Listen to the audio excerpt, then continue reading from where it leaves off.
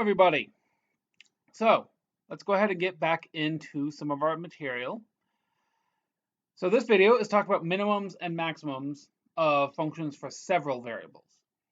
Now, one other thing that's going to be included on these is saddle points, which we'll talk about in a moment. So when you're dealing with functions of several variables, it's quite useful to know where minimums occur and where maximums occur. But there's also situations where a saddle point will occur. Saddle points are a situation where your function will be increasing one direction, going either way, but decreasing going the other directions. So here's a picture of what a saddle point looks like. So on this one, as we go backwards and forwards, this direction, it's increasing either direction. But if you're going this way, you can see that it's decreasing both directions. So it forms something that looks like a saddle for a horse, hence the term saddle point. Now, why are saddle points important? Well, they're kind of a byproduct of how you find maximum and minimums. So first thing you have to do is find critical points, which those are where you either have a minimum, a maximum, or a saddle point. All right. Now to find all those, all you have to do is get all your first partial derivatives, set them equal to 0, and find x and y values, or whatever variables you're using, that will make your partials equal 0. Now the important thing is if something will make one of your partials equal 0, but it does not make your other partial equal to 0, it's not a critical point. It has to make all of your partials equal to 0 at the same time. All right, so once you find them, what do you do with the critical points? Well, you have to determine whether it's going to be a maximum, minimum, or saddle point. So there's two different methods you can use for this. You can do it numerically, or you can do it algebraically. If you do it numerically, what you do is just make a table full of points centered around your critical point, plug in those numbers, and see what's happening. It's usually pretty clear. Oh, well, it's all getting smaller than what it is at my critical point. Therefore, it's going to be a maximum, or stuff along those lines. Or you can do it algebraically. This one, if you're able to find your second partial derivatives, pretty quick. But if you can't, numerically might be easier. So algebraically, you just need to find the Hessian.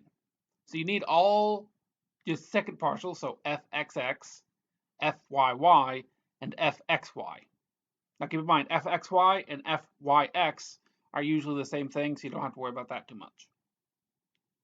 So once you find your partials, evaluate them at each critical point. All right.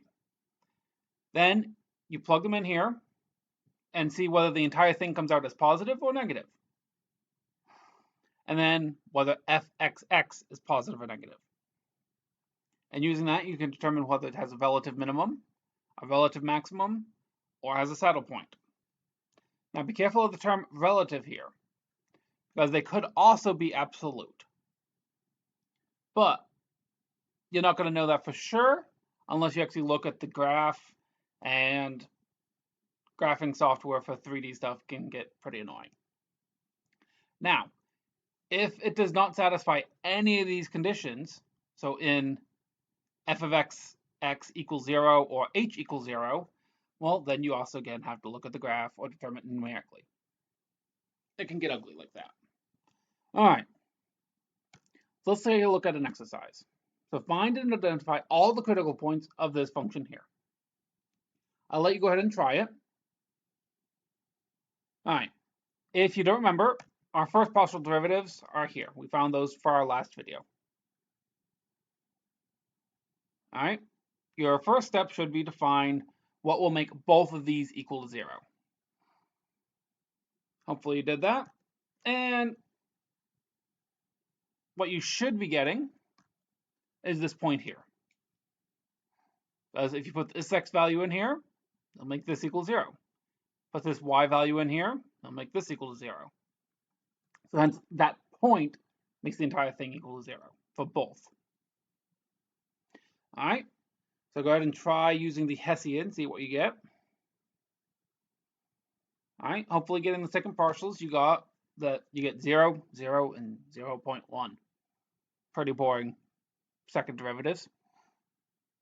All right, so for the Hessian, you should get negative 0.01, which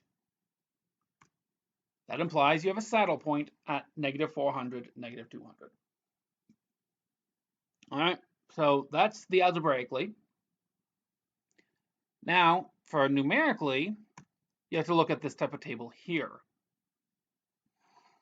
If you look at it, well, here's negative 400, negative 200, so our point that we're looking at.